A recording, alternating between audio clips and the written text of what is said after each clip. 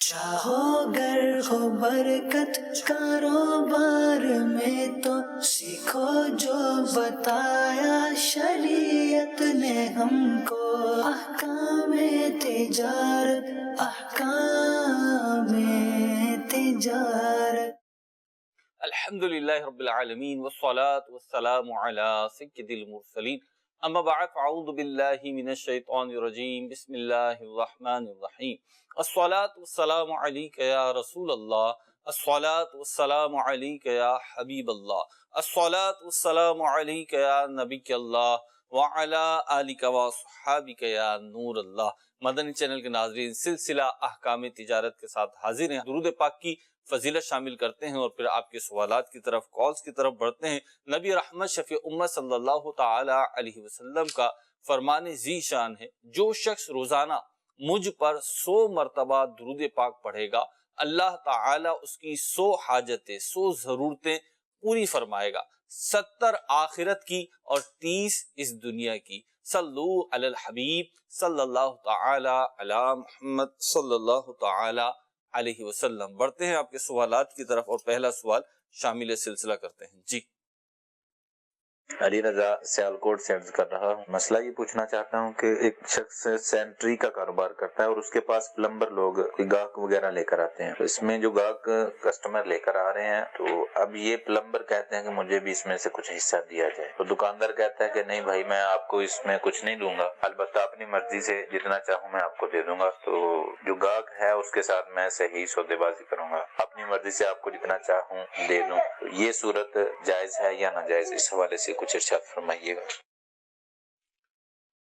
الحمدللہ رب العالمین، والصلاة والسلام علی سید الانبیاء والمرسلین، اما بعد فاعوذ باللہ من الشیطان الرجیم، بسم اللہ الرحمن الرحیم۔ بروکر یا جو کمیشن ایجنٹ ہوتے ہیں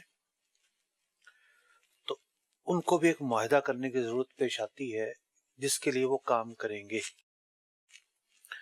اب اگر کوئی بروکر یا کمیشن ایجنٹ دکاندار سے معاہدہ کر لیتا ہے کہ بھئی میں آپ کے لیے گاہک لایا کروں گا، تو اس پر جو ایک معروف تناسب ہے کمیشن دینے کا وہ طے کیا جائے گا کہ بھئی ٹھیک ہے، آپ کو ہم اتنے پیسے دیں گے، اور وہ معروف بھی ہو۔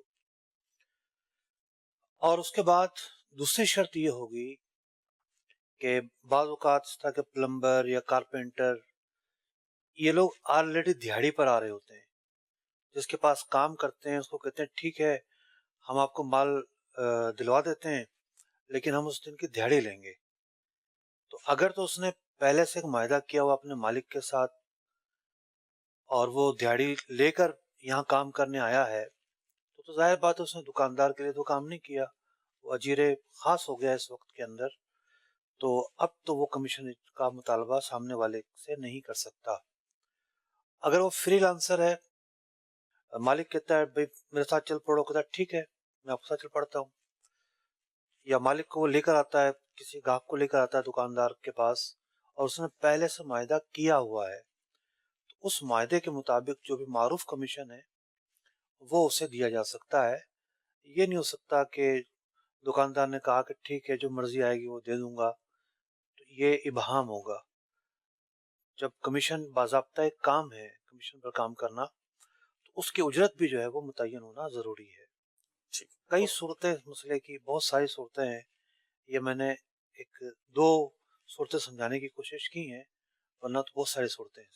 مفتی، اس میں جو کمیشن لے گا یہ شخص پرسنٹیج میں ہی لے گا یا کوئی رقم بھی فکس ہو سکتی ہے کہ ایک پارٹی پہ فرض کر لیتے ہیں ہم 500 روپے دوں گا، تو یہ بھی طے کیا جا سکتا ہے یا نہیں؟ فگر کے اعتبار سے اگر طے کرتے ہیں یہ جی مارکیٹ میں جو بھی رائج ہے اس سے زیادہ نہیں ہوتا، یا یہ بل کے اعتبار سے طے کرتے ہیں، ٹھیک ہے، جتنے کا بل بنے گا 1% آپ کا ہوگا یا آدھا فیصد 0.5% آپ کا ہوگا، تب بھی ٹھیک ہے۔ نیکسٹ کال دیجیے۔ مفتی صاحب ہماری یہ رہنمائی فرمائے کہ جو ہم رینٹ پہ بنگلو یا پورشن وغیرہ یا فلیٹ دیتے ہیں تو وہ 11 منتھ کے بعد انکریز ہوتا ہے 10%، جو بھی رینٹ ہے اس کا 10% انکریز ہوتا ہے، پھر ہر سال اسی طرح 10% انکریز ہوتا ہے, کہیں 5% انکریز ہوتا ہے. یہ جو انکریز کرنا ہے یہ جائز ہے یا نہیں, اس کی رہنمائی فرمائیں. دیکھیے, جب آپ کرایہ داری کا معاہدہ کرتے ہیں, 11 ماہ کا اگر آپ نے معاہدہ کیا ہے تو آگے والا آدمی باؤنڈ نہیں ہے کہ وہ آپ کے ساتھ معاہدہ کنٹینیو کرے. اسی طریقے سے جو مالک مکان یا مالک دکان ہے وہی باؤنڈ نہیں ہے کہ وہ معاہدہ آگے کنٹینیو کرے. 11 مہینے کے معاہدے کا مطلب ہی یہی ہے کہ اس کے بعد دونوں جو ہے خود مختار ہیں. اب نیا معاہدہ جب کرنے لگیں گے تو نئی شرائط کے مطابق ہونے کی گنجائش ہوتی ہے. ٹھیک, دونوں کی مرضی ہوتی ہے. مثال کے طور پہ کرایہ دار یہ کہے کہ نہیں جی میں تو کرایہ کم ہو گئے 10% کم دوں گا, وہ آفر کر سکتا ہے, مالک قبول کرے یا نہ کرے. نہیں کرے گا تو اسے چھوڑنا پڑے گی یہ دکان یا مکان. تو نئے معاہدے کا مطلب یہی ہوتا ہے کہ نئی شرائط پر غور کیا جا سکے اور نئی شرائط ایڈ کی جا سکیں. اب میوچل انڈرسٹینڈنگ سے ہوگا. اگر یہ 10% کے ساتھ جو ہے وہ معاہدہ بڑھاتے ہیں یا 5% بڑھاتے ہیں تو فریقین پر منحصر ہے.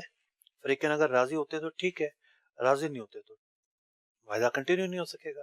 مفتی صاحب کمرشل پراپرٹیز پہ جواب تو آپ نے اس کا سوال کا دیا. کمرشل جو پراپرٹیز ہوتی ہیں, چاہے وہ شاپس ہوں چاہے فیکٹری ہوں, اس طرح کی جو ہوتی ہیں رینٹ پر, تو اس میں دیکھنے سننے میں یہ آیا ہے کہ جب کاروبار چل پڑتا ہے نا تو پھر جو آنر ہوتا ہے پراپرٹی کا, مارکیٹ میں جو لفظ رائج موورس کر رہا ہوں وہ کہتے ہیں وہ بلیک میل کرتا ہے پھر کہ کرایہ اتنا بڑھاؤ اتنا بڑھاؤ اتنا بڑھاؤ. تو اس کا یہ بلیک میل کرنا کہلائے گا بھی یا نہیں کہلائے گا, اور اس میں ایک متوازن صورتحال کیا ہوگی؟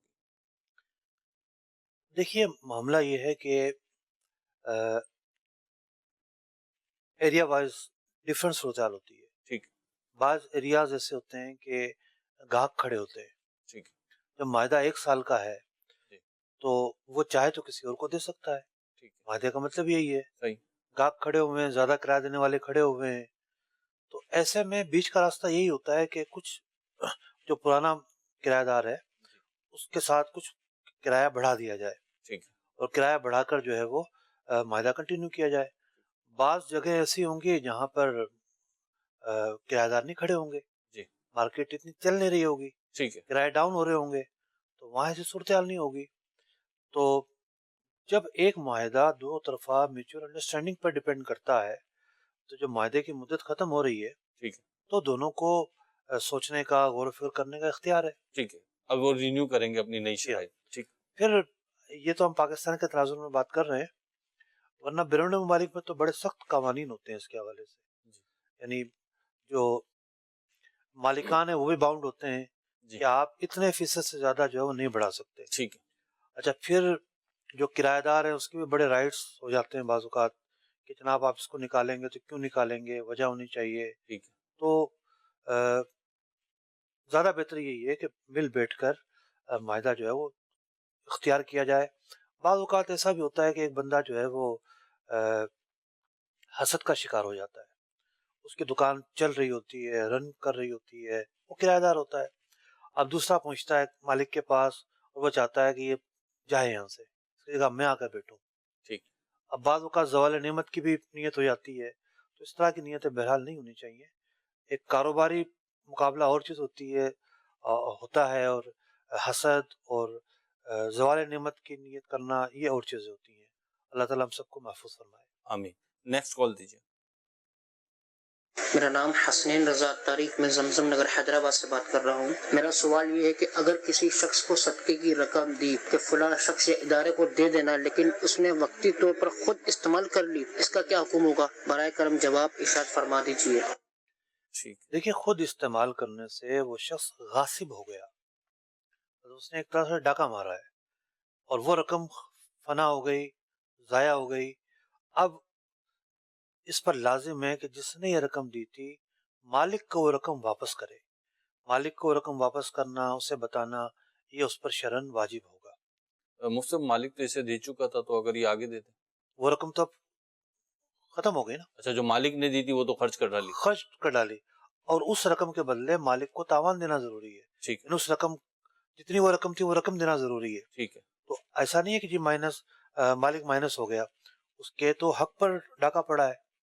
اس نے ایک امانت سپرد کی اور امانت کو اپنی جگہ پر پہنچانے کے بجائے اس نے خود خرچ کر ڈالی, تو مالک کا حق تلف ہوا ہے نا. اس لیے مالک کو بتانا ضروری ہے. ٹھیک, نیکسٹ کال دیجیے. سر میں ناصر جاوید بات کر رہا ہوں کوٹ راڈا کچن سے. سر میں دودھ کا کام کرتا ہوں. میں یہ بات کرنا چاہتا ہوں کہ جب میں دودھ میں جو ملاوٹ ہے پانی کی, پانی ڈالتے ہیں اور وہ بتا دیتے ہیں جو اگلے کسٹمر کو, اس کے بارے میں تھوڑی وضاحت فرما دیں. کیا کہیں لکھا ہوا ہے کہ فرض ہے دودھ میں پانی ڈالنا؟ کہ دودھ والا ہوگا تو پانی بھی ڈالے گا؟ بھائی ملاوٹ ہوتی ہے, کیوں ڈالتے ہیں پانی؟ ضرورت ہی نہیں پیش آتی ہے گاہک کو بتانے کے لیے. لکھ کے لگائیں کہ ہمارے پاس خالص دودھ ملتا ہے, پانی نہیں ڈالتے ہم, تاکہ آپ کی طرح نئے لوگ مارکیٹ میں آئیں اور ایک نیا ٹرینڈ مارکیٹ میں چلے. تو پانی ڈالنے کی کیا ضرورت ہے؟ اس سے وہ کہتے ہیں کہ ہمارا بارہ نہیں آ رہا ہوتا, تو لکھ کے لگا دیں پانی والا دودھ ملتا ہے. یہ تو مشکل ہو جائے گا. چلیں بہرحال اپنے حکم جو رہنمائی تھی وہ تو دی. اگلی کال دیجیے. سر میں یہ سوال ہے کہ میں پراپرٹی ڈیلر اور پراپرٹی کا کام کرتا ہوں. کبھی کبھی ایسا ہوتا ہے کہ ہم کسی بندے کی پراپرٹی سیل کر رہے ہوتے ہیں, ہم اسے مثال کے طور میں 50 لاکھ میں ڈیل ڈن کرتے ہیں کہ یہ آپ کا 50 لاکھ میں آگے میں سودا کروانے جا رہا ہوں. آگے میں اگر 50.5 لاکھ میں سودا ڈن کر لوں اور ادھر سے 50 میں لے کے 50.5 میں, تو اس بارے میں شریعت کیا کہتی ہے؟ دیکھیے یہ طریقہ کار تو جائز نہیں ہے, یہ امانت میں خیانت ہے. پراپرٹی جو ریئل اسٹیٹ کا بروکر ہوتا ہے وہ پارٹی کا وکیل اور نمائندہ ہوتا ہے. پارٹی جو آفر کر رہی ہوتی ہے اسے وہی رقم بتانا ضروری ہوتی ہے. بیچ میں سے اگر وہ ٹاپ مارے گا تو یہ مال حرام ہوگا, خیانت ہوگی. ایسا کرنا جائز نہیں ہے. اس وقت اگر مالک کی اجازت سے ہو جب بھی درست نہیں ہوگا. مالک کی اجازت سے کیا مطلب؟ مطلب مالک کو کہہ دے کہ یہ چیز آپ کی, یہ پراپرٹی جو ہے 50 لاکھ میں دلوا دوں گا, جتنے کا اوپر بیچوں پھر وہ میرے. نہیں, یہ مالک بھی اجازت کس نہیں. کھاتے میں میرے؟ بس وہ ایک وہ بازو کا جب پھنسی ہوئی ہوتی ہے نا کوئی جگہ, اجرت کے کھاتے میں لے گا نا وہ. جی جی تو اجرت تو مجہول نہیں ہونی چاہیے, ٹھیک ہے, اجرت تو فکس ہونی چاہیے. ابھی اتنی اجرت آپ کو ملے گی, معلوم ہو. جی ٹھیک, اگلی کال دیجیے. جی میں یہ پوچھنا چاہتا ہوں سر, میں نے ہمارے پاس نا گاڑیوں میں ہمارا حصہ ہوتا ہے اور ہم خود ہی چلاتے ہیں, اس کی تنخواہ لے سکتے ہیں یا نہیں؟ گاڑی میں حصہ ہوتا ہے خود ہی چلاتے ہیں, کافی مشکل سوال ہے. اس لیے کہ کس کا حصہ ہے, پارٹنر ایک ہیں, 2 ہیں, 3 ہیں, کیا معاملہ ہے, اور پھر جو ہے وہ چلانے کا کیا معاملہ ہے, تفصیل طلب بات ہے. عام طور پر تو یہی حکم ہوتا ہے کہ جو پارٹنر بندہ جس چیز میں ہے وہ تنخواہ کس چیز کے لے گا, اس کی گنجائش نہیں ہوتی. لیکن گاڑی مثال کے طور پہ اسکول پر لگی ہوئی ہے, ٹھیک ہے, گاڑی کی جو شرکت ہے وہ شرکت عقد نہیں ہے, شرکت ملک ہوتی ہے. اب اسکول کے لیے ڈرائیور رکھا ہوا ہے, ایک پارٹنر کہتا ہے بھی ڈرائیور میں خود بن جاتا ہوں, ٹھیک ہے. تو یوں یہ تھوڑا سا الگ مسئلہ ہے. جو کاروباری پارٹنرشپ ہوتی ہے وہ ایک ڈیفرنٹ مسئلہ ہے. یہ جو مسئلہ ہے شرکت ملک کا مسئلہ ہے, تھوڑی سی تفصیل چاہیے ہوں گی کہ کتنے پارٹنر ہیں, ڈرائیونگ کرنے کا مطلب کیا ہے, تنخواہ کس مد میں لیں گے, کیا ایسا وہ کام ہے جس کی تنخواہ لی جائے گی, تو تفصیل جو ہے وہ اس کی چاہیے ہوگی. اگلی کال دیجیے. میں محمد فیض رسول پاک پتن شریف سے بات کر رہا ہوں. میرا مفتی علی اصغر صاحب کی بارگاہ میں سوال ہے کہ آلو کا سٹور کرنا یہ کیسا ہے؟ جس طرح کہ عموماً آلو سٹور کیے جاتے ہیں تاکہ ان کو بعد میں مہنگے داموں بیچا جائے, تو پلیز اس کے بارے میں ذرا رہنمائی فرما دیں. چلیں جی, آپ نے کیا, ہم لوگ گئے تھے پاک پتن تو ہم نے دیکھا تھا ہر 2-3 کلومیٹر کے بعد ایک کولڈ اسٹوریج وہاں پر موجود ہے, اور پتہ چلا کہ جناب یہاں آلو اسٹاک کیا جاتا ہے یا کولڈ اسٹور میں رکھا جاتا ہے. بزنس مینوں کے بڑے بڑے مشکل مسائل ہوتے ہیں, تو کسانوں کے بھی مشکل مسائل ہوتے ہیں. ایک سوال ہمارے پاس اس وقت آیا ہوا ہے, اور ہم جب گئے تھے وہاں پاک پتن رکاڑا, وہاں بھی لوگوں نے بتایا تھا کہ ایسا بھی ہوتا ہے بعض اوقات قیمتیں اتنی گر جاتی ہیں جی کہ ایک گاہک ایک جو بندہ ہے, سیلر جو ہے, کسان جو ہے, جی, وہ آلو کی بوری لے کے جائے گا, گاڑی میں لوڈ کرے گا, منڈی تک پہنچائے گا. جی, جتنا کرایہ بن رہا ہے نا, جی, اس سے کم قیمت منڈی میں مل رہی ہوتی ہے اسے. یعنی جو ایکسپینسز ہیں وہ زیادہ ہو جاتے ہیں.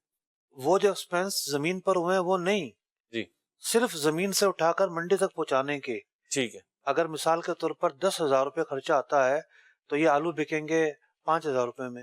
ٹھیک ہے, پھر تو کوئی فائدہ ہی نہیں, لاس ہی ہے. وہ کیا کرے گا؟ جی, ابھی پچھلے ہفتے جو نا وہ ویڈیو آئی ہے ہمارے جڈو شہر سے, کہ ایک بندے نے جو ہے نا وہ ٹماٹروں کی گاڑی بھری ہوئی ہے اور بازار میں لا کے مفت بیچ رہا ہے، کیونکہ منڈی مائنس میں چلی گئی، منڈی میں ٹماٹر مائنس میں چلا گیا، جی اس کو مفت بیچنے پڑے۔ تو ہوتا یہ ہے کہ وہ تو منڈی میں آ گیا تھا، مفت بیچنے پڑے، مفت بانٹے مفت سے بیچے کیا؟ اور معاف کیجیے گا مفت بانٹنے پڑے، لیکن منڈی میں آنے سے پہلے ہی اگر جی اس کو پتا ہوگا یہ صورتحال ہوگی میرے ساتھ، تو وہ کیا کرے گا؟ جی تو ایک تو ویسے بھی ضرورت ہے اسٹوریج بنا کے، کیونکہ جو فصلیں ہوتی ہیں وہ سارا سال ہر فصل نہیں ہوتی، ایک فصل اگر 6 مہینے آتی ہے تو اگلے 6 مہینے سروائیو تو کرنا ہے نا، جی تو یوں اسٹوریج بنائے جاتے ہیں، اور وہ اس کو محفوظ رکھنے کے لیے یا ایسے اوقات کے اندر بیچنے کے لیے کہ جب اس کی مناسب قیمتیں آ جائیں۔ ہر ایک کی نیت یہ ہو کہ جناب مہنگائی ہو، ایسا بھی نہیں ہوتا، بہت ساری چیزیں ہوتی ہیں۔ تو مطلقاً ذخیرہ اندوزی کرنا منع نہیں ہے، ذخیرہ اندوزی کرنا اس وقت منع ہے کہ جب قحط کی صورتحال ہو، جب قحط کی صورتحال نہیں ہے تو شرعی اعتبار سے کھانے پینے کی چیزوں میں بھی ذخیرہ اندوزی کرنا منع نہیں ہے۔ ٹھیک، اگلی کال دیجیے۔ میرا نام نصر اقبال اتاری ہے، گجرات سے عرض کر رہا ہوں۔ ہماری جو ہے نا مرکزی جامع مسجد ہے، اس میں جو ہے نا بڑا جو ہے نا پانی والا بور ہوا ہوا ہے، تو اس کی ٹوٹی جو ہے نا گلی میں لگی ہوئی ہے، اور گلی میں لوگ جو ہے نا پانی بھر کے لے جاتے ہیں، استعمال کرتے ہیں پینے کے لیے، تو کیا وہ شرعاً جائز ہے؟ مسجد میں بور ہوا ہے، مسجد کے اندر۔ دیکھیں آپ کہہ رہے ہیں مسجد کے اندر بور ہوا ہے، مسجد کا احاطہ ہوتا ہے بعض اوقات، اور زیادہ زیادہ فنائے مسجد ہوگی، امید یہی ہے، ورنہ مسجد میں تو بور ہو ہی نہیں سکتا۔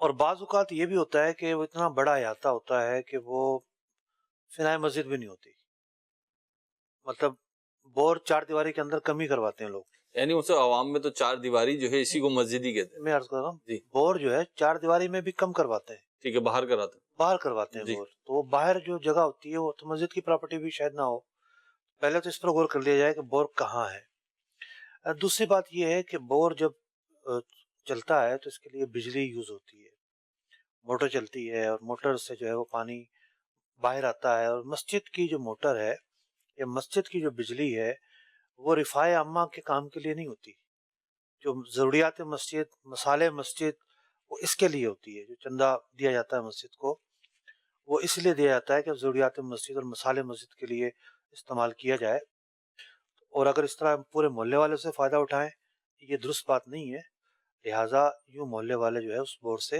استفادہ حاصل نہ کریں۔ ٹھیک، اگلی کال دیجیے۔ مفتی صاحب سے سوال پوچھنا ہے کہ اگر ہم کسی کو گاڑی دیتے ہیں اپنی کہ آپ اس کو چلائیں، آپ اس سے انکم حاصل کریں اور روز کے مجھے آپ اتنے پیسے دیتے رہیں اور کچھ عرصے کے بعد میں آپ سے گاڑی واپس لے لوں گا، تو کیا ایسا کرنا جائز ہے؟ کیا یہ قرض میں سے نفع حاصل کرنے کی صورت ہے یا نہیں؟ گاڑی کرائے پر دی ہے تو قرض تھوڑا نہیں ہوگا نا یہ، اگر آپ نے کسی کو گاڑی کرائے پر دے دی ہے کہ ٹھیک ہے مجھے اتنا کرایہ دینا ہے آپ نے، تو یہ کرایہ داری کا معاہدہ ہے، اب اس کو گاہک لگے نہ لگے، اس کو آمدنی ہو یا نہ ہو، وہ کرایہ بہرحال دے گا، تو یہ چیز درست ہے بالکل۔ اور مطلب اگر بعد میں کسی وقت اس کا ذہن بنے، خرید جو چلا رہا ہے کہ بھئی میں خرید لیتا ہوں، اس کا بھی ذہن بن جائے میں بیچ دیتا ہوں، خرید و فروخت بھی ہو سکتی ہے۔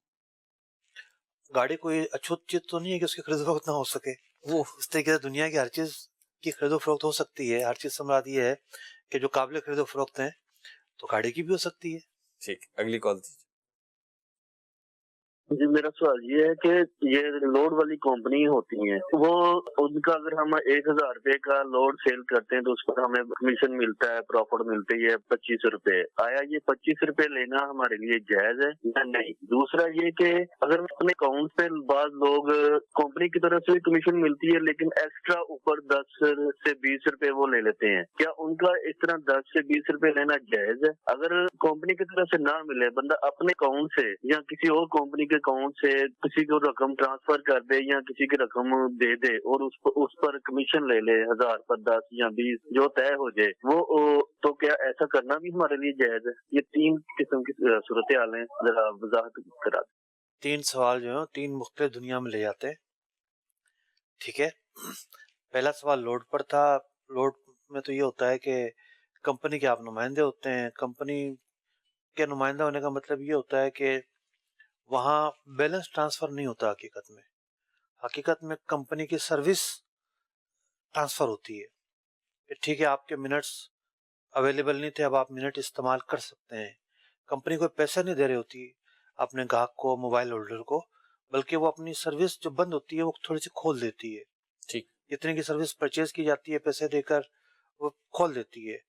ग्राहक की तरफ से पैसों की अदायगी होती है, ग्राहक पैसे ही देता है, लेकिन कंपनी पैसे नहीं देती। कहते हैं बैलेंस आ गया, ये बैलेंस नहीं आता, हकीकत में मिनट्स आते हैं। कंपनी की सर्विस इस्तेमाल करने की एक इजाजत हो जाती है, ठीक है, आपने सर्विस परचेज कर ली है, अब आप इतने मिनट इस्तेमाल कर लें, इतनी जीबी नेट इस्तेमाल कर लें, तो पैसों के बदले सर्विस का तबादला होता है। ये एक डिफरेंट सूरत हाल है। अब इसके अंदर नुमाइंदा अगर बैठा हुआ है, कोई बंदा, कंपनी उसको कमीशन देती है, तो वो भी ठीक है, उसमें कोई हर्ज नहीं है। जो आपने दूसरा सवाल किया है कि नहीं जी किसी को पैसे भेजें, ये एक बड़ा अलग मसला है।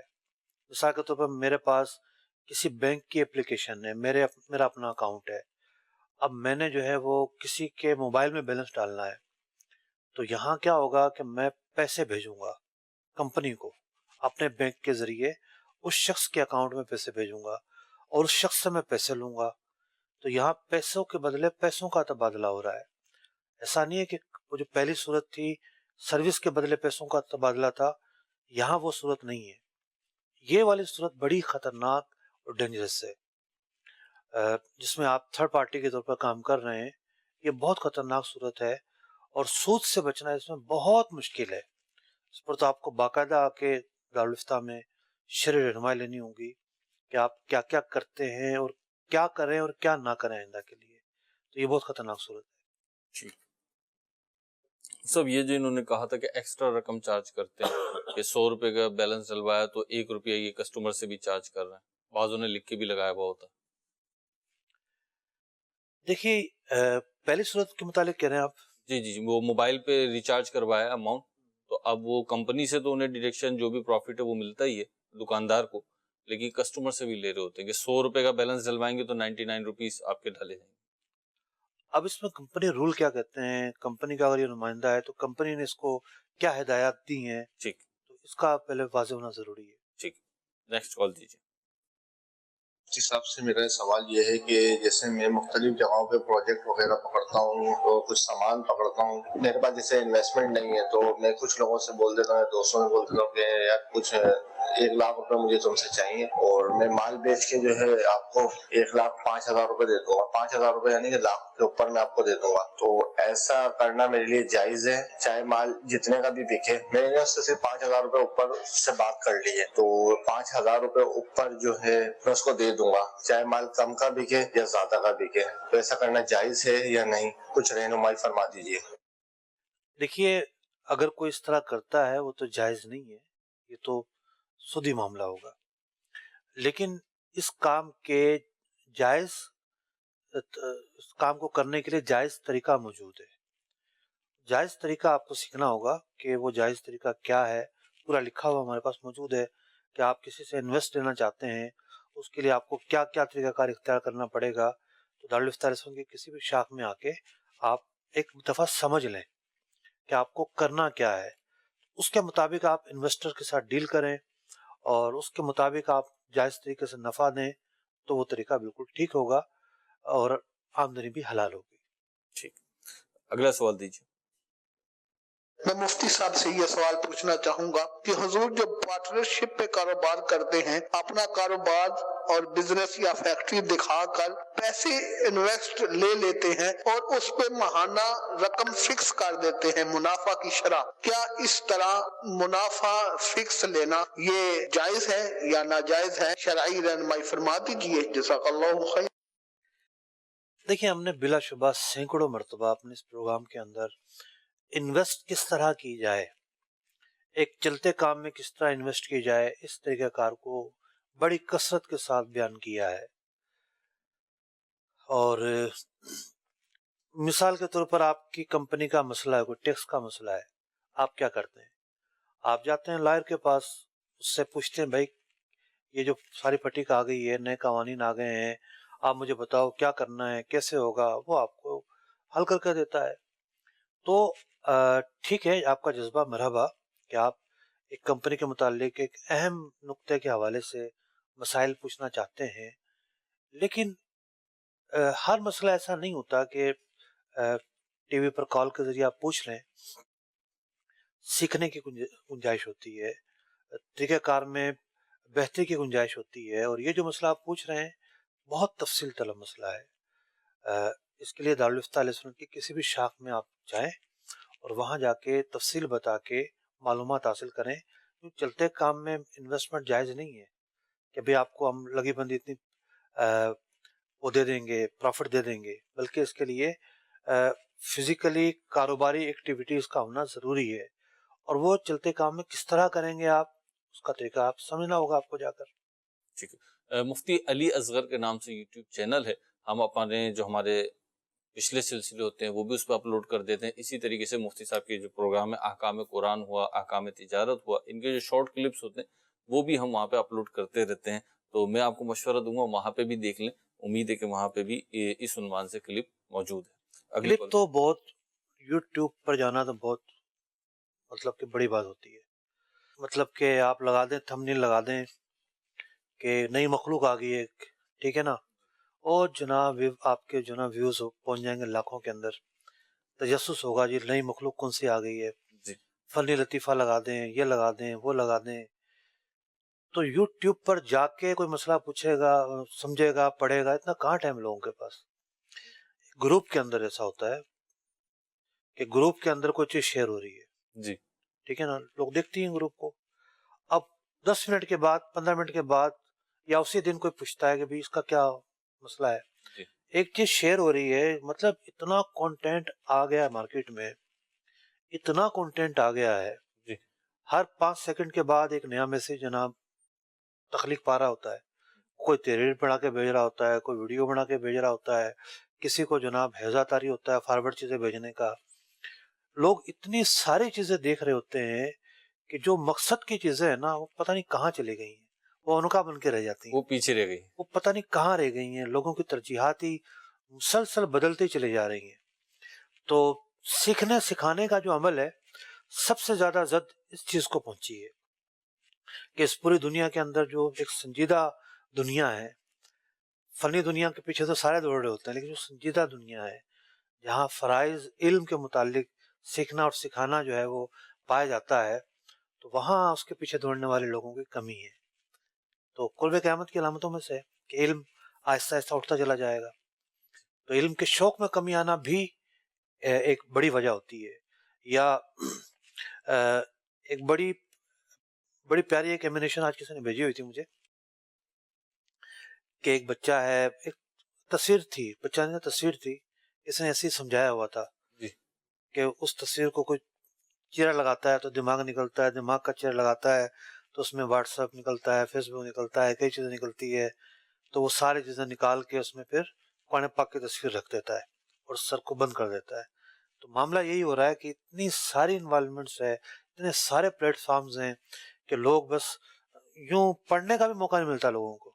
लोग भी तो एक्टिव है ना। यहाँ तक होता है कि उलमा के उसके अंदर भी, ग्रुप्स में भी बाज़ गैर शरई तहरीरें आ जाती हैं, कोई लब कुशाई नहीं करता। वजह क्या होती है? वो पढ़ ही नहीं रहे होते। इतना कंटेंट, इतनी चीज़ें डल रही होती हैं, पढ़ने का टाइम नहीं मिलता लोगों को। तो ये जो कसरत है, ये कसरत असल में जो है वो गिरावट है, एक तनज़्ज़ुल ही है। अल्लाह ताला हमें इल्म दीन अता फरमाए। अगली कॉल दीजिए। मैं इरफान बात कर रहा हूँ मदीना तलौलिया मुल्तान शरीफ से। मुफ्ती साहब की बारगाह में एक सवाल था कि मैं प्रॉपर्टी की वैल्यूएशन का काम करता हूँ। जो लोग बैंकों से कर्जा लेते हैं, बैंक हमसे उसकी प्रॉपर्टी की वैल्यूएशन करवाते हैं। तो पूछना ये था कि वो वैल्यूएशन का काम हमारे लिए जायज है कि नहीं, क्योंकि वो जो क्लाइंट बैंकों से लोन लेते हैं उस पर सूद का काम भी करते हैं बैंक और क्लाइंट। हमारा काम प्रॉपर्टी की वैल्यूएशन करना है। तो मुफ्ती साहब की बारगाह से ये सवाल जवाब है, पूछना है कि इस पे सूद का काम करते हैं हमारे लिए जायज है ना जी? ठीक है, जवाब देते हैं मुफ्ती साहब। देखिए मसला काफी जहते रखता है। ठीक है। एक जहत से तो जनाब सूदी माहिदे के अंदर मामलत इनके पाई जा रही है। ठीक। ٹھیک ہے. اور اگر ہم دوسری جہت دیکھیں تو دوسرے جہت سے ہو سکتا ہے ان کی معاملت نہ ہو, ان کے پاس صرف ایک فائل جاتی ہے, ہاں بھی اس کی ویلیو کیا ہے, یہ بتاتے ہیں ہاں بھی اس کی ویلیو اتنی ہے. ٹھیک ہے. تو یہ بتانا کہ یہ ویلیو اتنی ہے, اس میں براہ راست معاونت کہاں ہے؟ مثال کے طور پر ایک کمپنی نے انشورنس کرنی ہے جی, اور وہ جو ہے مریض کو بھیجتی ہے ڈاکٹر کے پاس. جی, لائف انشورنس میں پورا میڈیکل ہوتا ہے. ٹھیک. اور لائف انشورنس کمپنیاں مزی امراض رکھنے والے افراد کی انشورنس کرتی ہی نہیں ہے, کہ ان کے نزدیک تو وہ بہت ان کا پیسہ رسک میں چلا جائے گا. اور وہ ڈاکٹر کے پاس بھیجتی ہیں چیک اپ کروانے کے لیے, اچھا اس کا آپ چیک اپ کر دیں. ڈاکٹر صاحب دیکھتے ہیں ہاں بھائی سینہ کیسا ہے, ٹیسٹ لکھ دے دیتا ہے, ٹیسٹ میں کیا رپورٹ آئی ہے.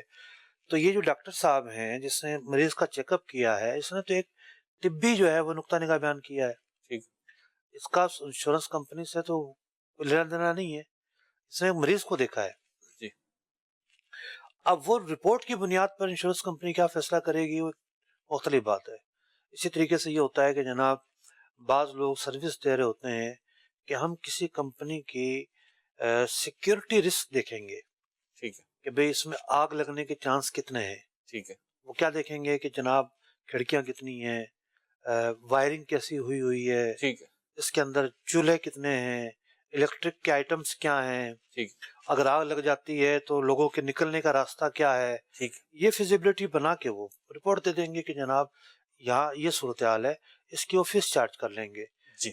تو صرف اتنے کام کے اندر تو براہ راست معاونت نہیں ہے, لیکن عین ممکن ہے کہ یہ کمپنیاں تھوڑا اور آگے بڑھتی ہوں اور کچھ ایسی چیزوں میں بھی انوالو ہوتی ہوں کہ جس سے ان کی سودی کاموں میں براہ راست انوالومنٹ ہو جاتی ہو. تو دیکھا یہ جائے گا کہ ان کمپنیوں کا دائرہ کیا ہے, کس دائرے کے اندر رہ کر یہ کام کرتی ہیں.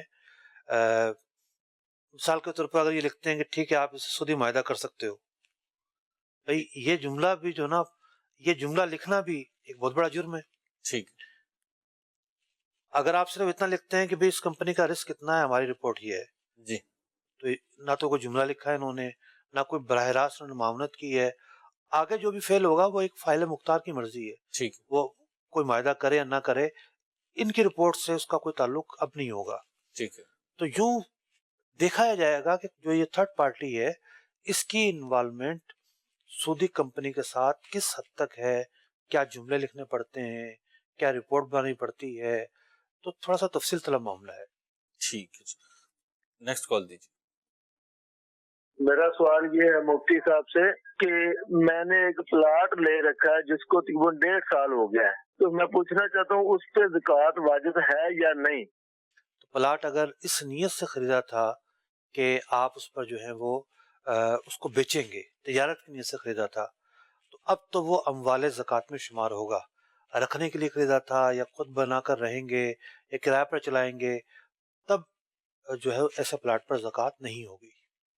چلیں, آپ کا جواب ہوا. سلسلے کا وقت بھی اختتام کو پہنچا. دیکھتے رہیے مدنی چینل. صلو علی الحبیب صلی اللہ تعالی علی محمد صلی اللہ تعالی علیہ وسلم. رزق حلال دے ہمیں, برکت دے حفاظت, کونین میں نفع ہو عطا ایسی تجارت.